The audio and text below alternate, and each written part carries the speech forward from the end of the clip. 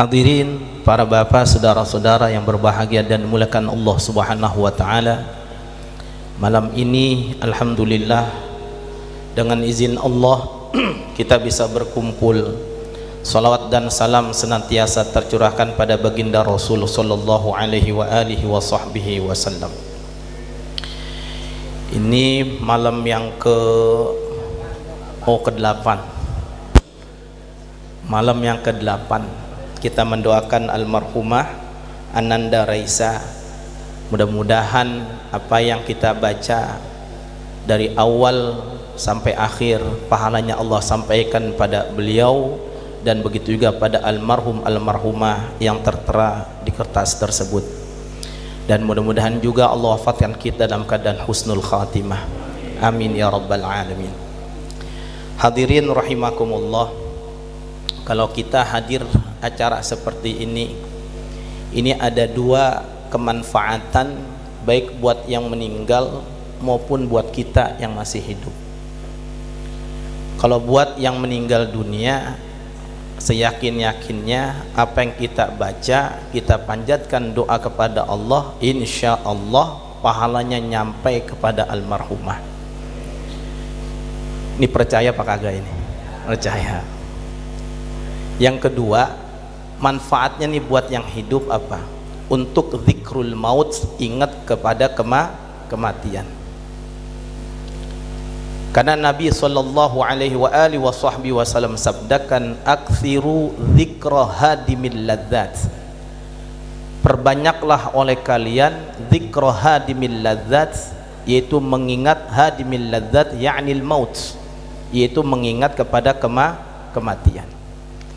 Kalau 8 hari yang lalu almarhumah Ananda Raisa mendahului kita, pasti kita akan nyusul beliau. Jadi ngingetin kita, kalau kita hadir acara seperti ini, baik daripada 40 harinya, baik acara 14 harinya, 7 harinya, haul seseorang, ngingetin kita kalau kita pasti akan nyusul almarhum dan almarhumah. Kalau ngingetin kita berarti bekal yang mesti kita persiapin. Karena namanya kematian, kita nggak tahu kapan meninggal, di mana meninggal, lagi ngapain kita meninggal. Kalau ngomong kapan, ini waktu.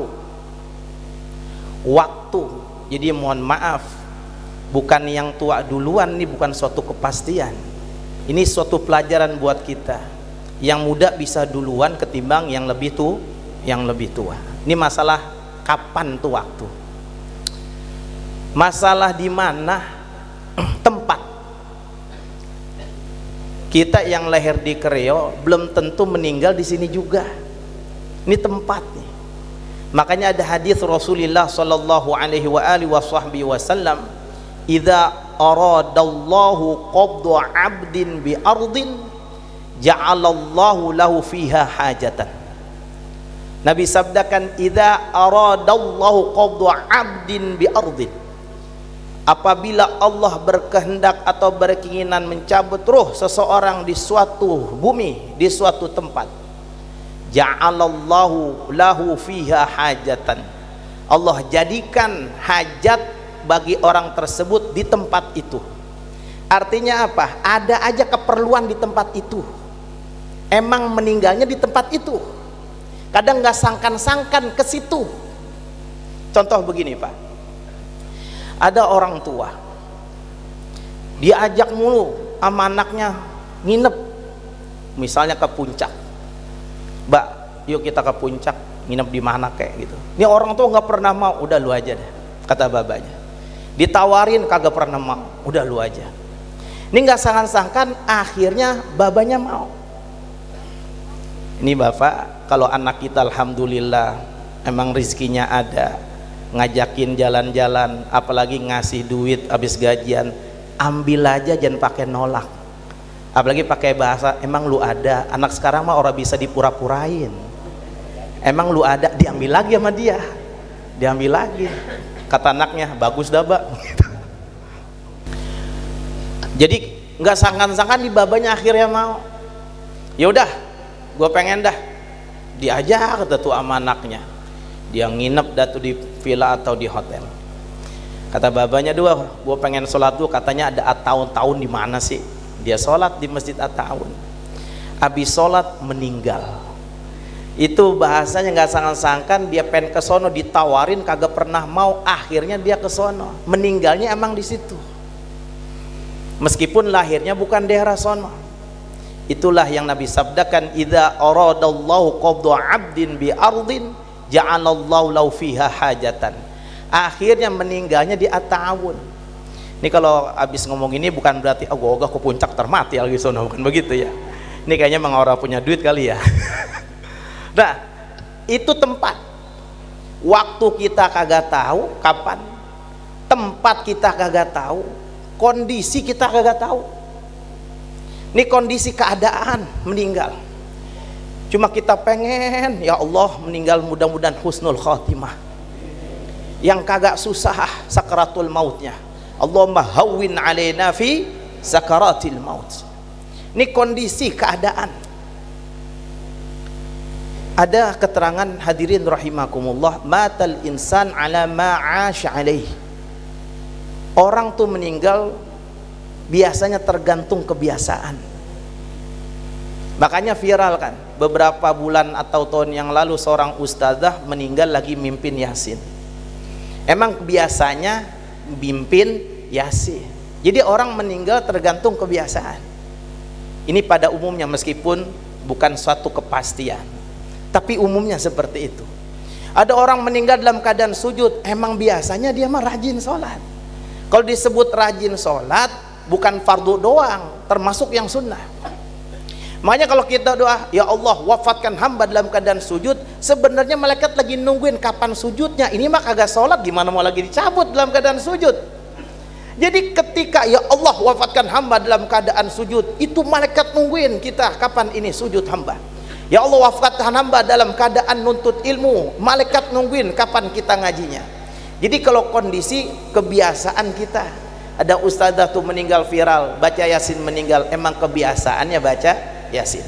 Dalam keadaan sujud emang biasa meninggal dalam keadaan sujud. Lagi hadir majlis taklim meninggal, emang kebiasaannya ngaji. Terus yang biasa mancing gimana?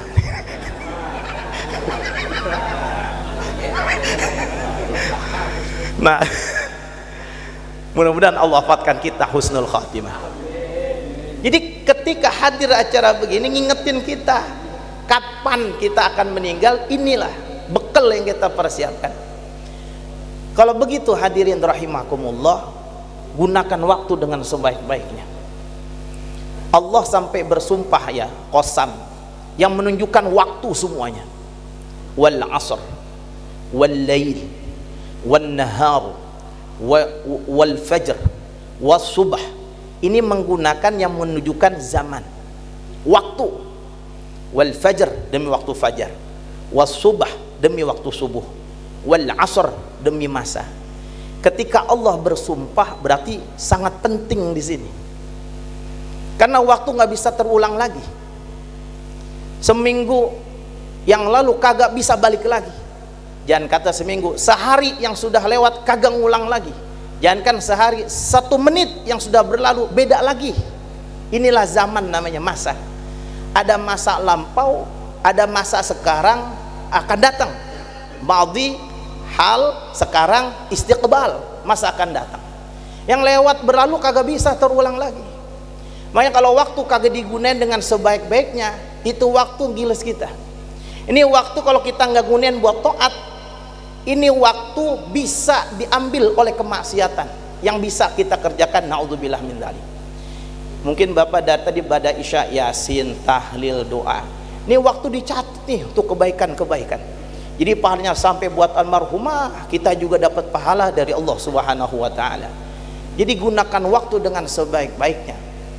Biar kita dunianya dapat, akhiratnya juga dapat. Kita dikasih waktu sama Allah sama semuanya 24 jam. Nggak sesiapapun sama 24 jam.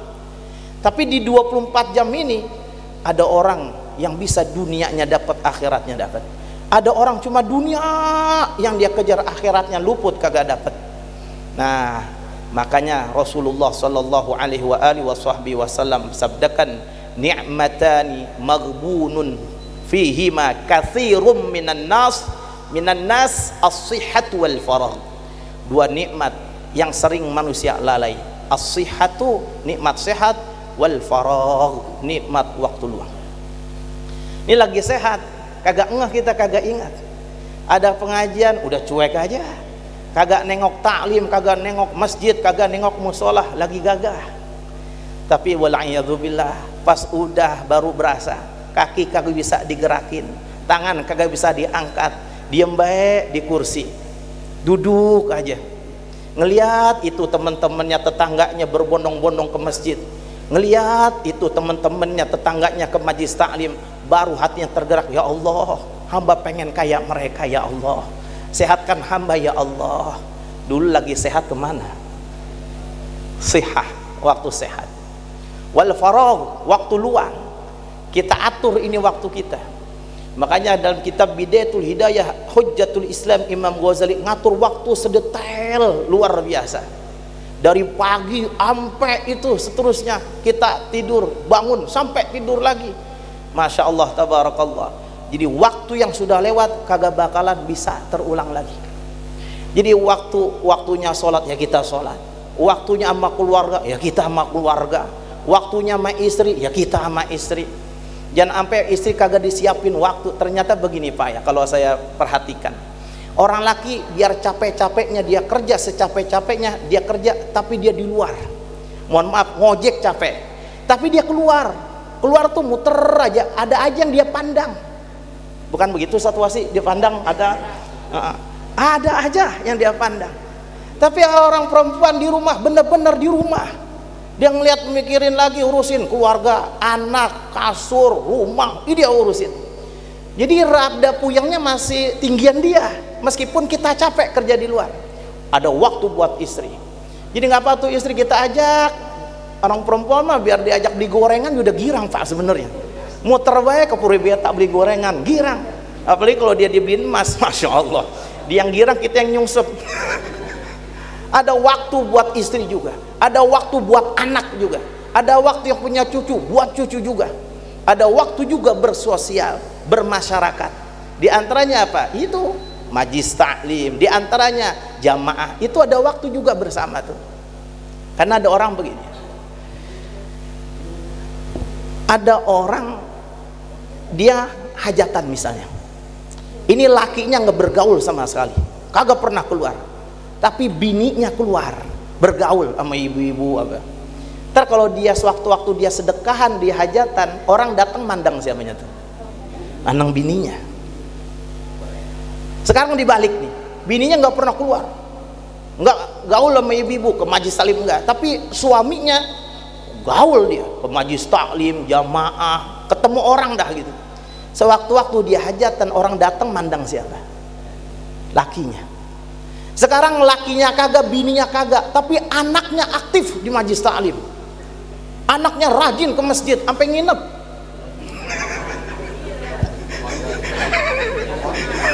Sampai nginep. Sewaktu-waktu dia hajatan, orang mandang siapa? Anaknya. Sekarang lakinya kagak, bininya kagak, anaknya kagak, mantunya yang bergaul. Orang mandang siapa? Mantu. Jadi ada waktu tuh, diatur waktu. Begitu juga waktu ibadah ada, waktu istirahat ada, waktu nyantai ada, waktu istirahat ada. Semua ketika diatur dengan waktunya dengan baik, ntar ketika ruh terpisah dari badan, nggak ada penyesalan yang begitu amat sangat gitu. Meskipun nanti ini orang udah cakep nih di dunia ibadah luar biasa, masih nyesel juga. Apalagi yang ibadahnya kurang. Kata Imam Ghazali ini, andai kata kita nih umur 60 Pak, kita nih hidup nggak 60 tahunnya, cuma setengahnya doang. Yang 30 tahun buat apa? Tidur, buat tidur. Yang 30 tahun dibagi-bagi dah tuh, dibagi-bagi. Makanya gunain waktu dengan sebaik-baiknya. Yang lalu udah biarin, yang udah kadongan masa lalu udah.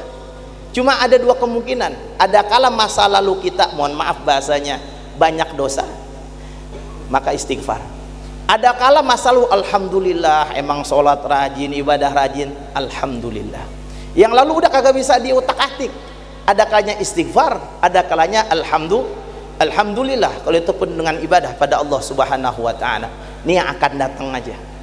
Makanya ini kalau kita ngomong seorang ulama ya, ada sebuah kitab namanya Qimatuz Zaman 'indal Ulama. Berharganya masa menurut para ulama. Ada seorang ulama ini udah sakit parah, udah mau meninggal, namanya Imam Abu Yusuf. Imam Abu Yusuf ini murid Imam Abu Hanifah. Imam Abu Hanifah punya dua sahabat yang paling dekat dengan beliau, Imam Abu Yusuf dan Imam Muhammad bin Hasan Asy-Syaibani.